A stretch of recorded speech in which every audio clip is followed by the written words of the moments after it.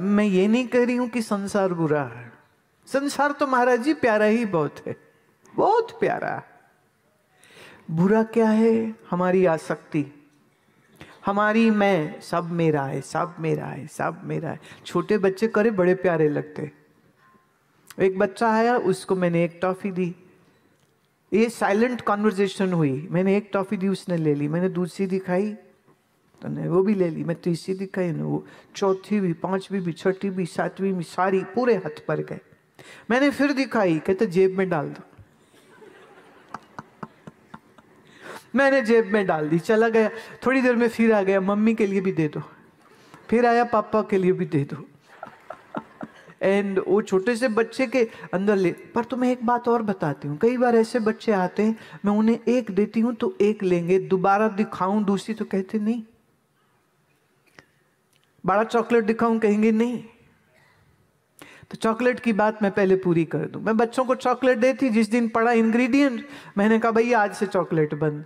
फिर हमने गुड़, मूंगफली और थोड़ी सी सुंड, समझते हो ना, ये जम्मू वाले तो सुंड समझते, सौंठ, मूंगफली, गुड़ और थोड़ी सी सुंड, ये मिलवा के हमने स्पेशल गच्चक बनवाई और इतना इतने पैकेट उसके बनाए। क्यों? इसलिए कि जो जो बच्चा ये गुड़ और मूंगफली खाएगा, उस बच्चे के शरीर में ताकत भी आएगी, और उसके शरीर में ओमेगा 3, और उसके शरीर में पीनट्स में, मूंगफली में महाराज बादाम से ज्यादा गुण होते हैं, और गुड़ में बल देने की ताकत होती है। इसलिए खाना खाने के बाद हमारी रिवायत, जो मैं आज भी पसंद करती हूँ, तो वो चीनी का बना डिजर्ट नहीं होगा, वो गुड़ की छोटा सा टुकड़ा होगा। किस लिए? मैंने कहा हम अपने हाथ से बच्चों को जहर तो नहीं दे सकते। तो इसी में एक चीज और जोड़ दूं, अगर किसी का हीमोग्लोबिन कम है तो आयरन के कैप्सूल खाने की जगह थोड़े तुम्हारे पैसे बचाती हूं, दुकानों में भागने की जरूरत नहीं। एक कटोरी काले चने भुने हुए, एक टुकड़ा गुड़, ये आप खाइए, 3 महीना खाइए, ब्लड टेस्ट करा लेना। मेरे पास वैंकूवर में एक महिला आई थी, कहती मेरा कभी 7 से ऊपर हीमोग्लोबिन नहीं रहा है। ये आपका फॉर्मूला सुन के मैंने किया, टेस्ट कराया, तो मेरा डॉक्टर हैरान हो गया, कहता है तेरा 13.5 कैसे हो गया? क्या किया तूने?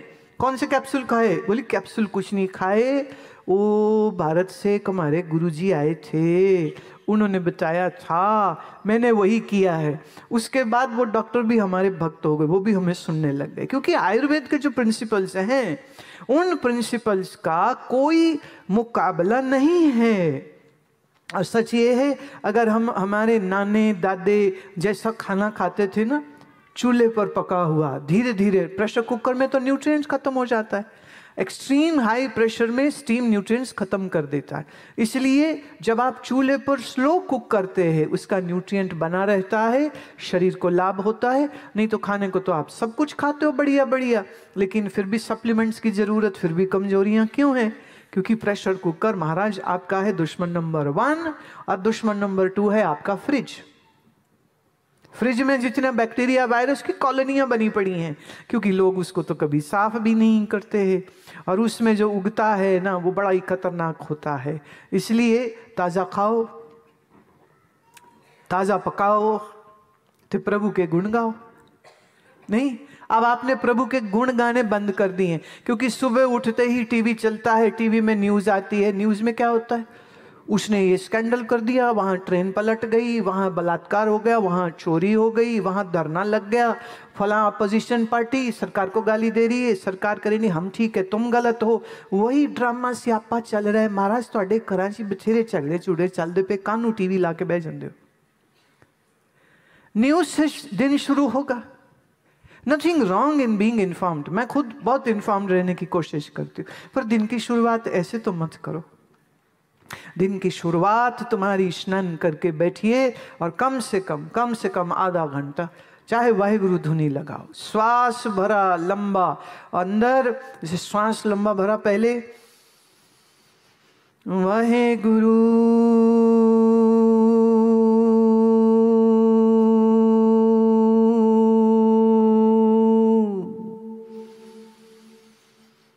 वाहे गुरु।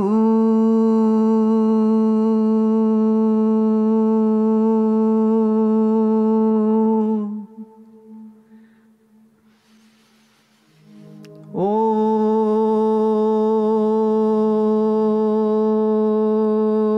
नमः शिवाय। ओम नमः शिवाय। श्री दुर्गायै नमः।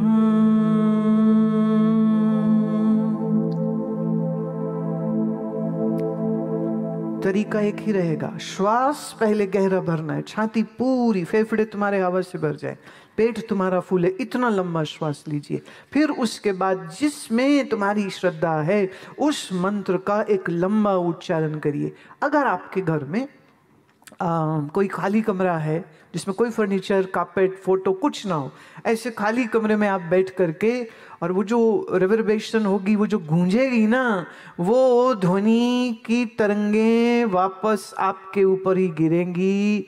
इसके ऊपर बहुत सारे रिसर्च एंड टेस्टिंग हुए हैं। जब आप मंत्र साधना इस प्रकार करें कि आवाज वापस लौट के आपके ही शरीर पर आती है, ये शरीर को स्वस्थ करती है। रात नींद नहीं आ रही, चिंता फिक्र, कुछ दिमाग खराब हो रहा है ना, तो उस समय पर फिर बैठ जाइए। रीढ़ की हड्डी सीधी रहनी चाहिए, आंखें बंद रहनी चाहिए, घुटने कंधे हिलाने नहीं, शरीर टिका लो, गहरा श्वास भरो, और गहरे श्वास के बाद आपकी जिस मंत्र में श्रद्धा है उस मंत्र के साथ आप बैठे रहिए।